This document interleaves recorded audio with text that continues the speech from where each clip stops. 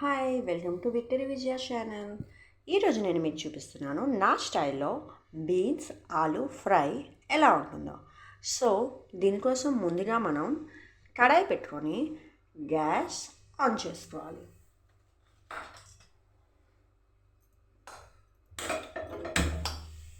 So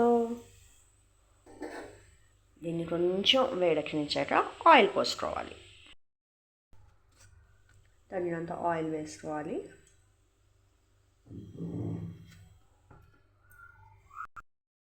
oil వేడెక్కింది కదండి, దీంట్లోనే కొంచెం జీలకర్ర వేసుకోవాలి.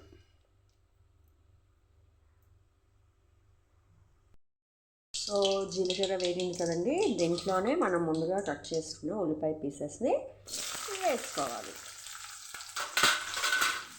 చూసారా ఎంత బాగా ఫ్రై అవుతుందో. దీన్ని కొంచెం ఫ్రై అయిన తర్వాత మనం బీన్స్ ఆలుని వేసుకుందాం. ఆనియన్ ఫ్రై అయింది కదండి, ఇందులోనే మనం ముందుగా కోసి పెట్టుకున్న బీన్స్ ఇంకా ఆలుని వేసేసుకుందాం.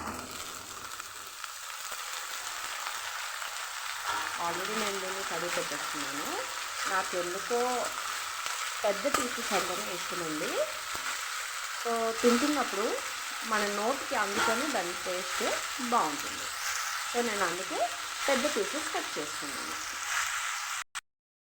దీంట్లోనే మనం దానికి తగినంత ఉప్పు వేసేసుకుందాం.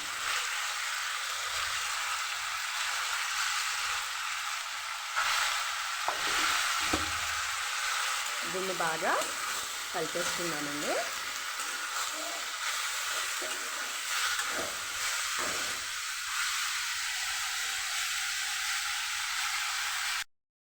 దీన్ని బాగా కలిపేసుకొని మూత పెట్టేసుకుందాం. ఓకేనా?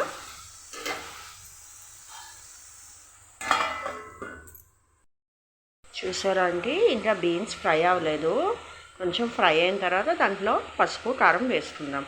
సో ఇప్పటికీ దీన్ని ఇంకా కొంచెం మూత పెట్టి వేగించుకుందాం. చూసారు కదండి బీన్స్ ఎంత బాగా ఫ్రై అయ్యాయో. సో దీంట్లోనే మనం కొంచెం చిటికెడు ఉప్పు వేసుకుందాం. ఇది సరిపోతుంది. పసుపు చాలా అవసరం అండి, అది మనకి యాంటీబయాటిక్గా పనిచేస్తుంది. సో పసుపు వేసుకున్నాం కదా, దీంట్లోనే కొంచెం వేగిన తర్వాత కారం వేసుకొని వేసుకుందాం. సో బీన్స్ ఆలు ఫ్రై అయ్యాయి కదండి, దీంట్లోనే మనం తగినంత కారం వేసేసుకుందాం.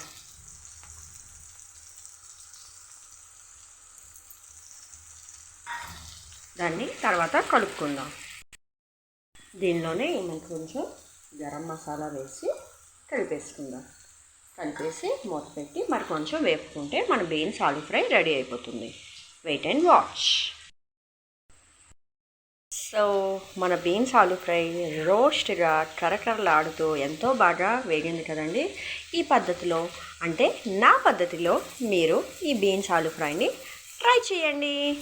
Bye bye.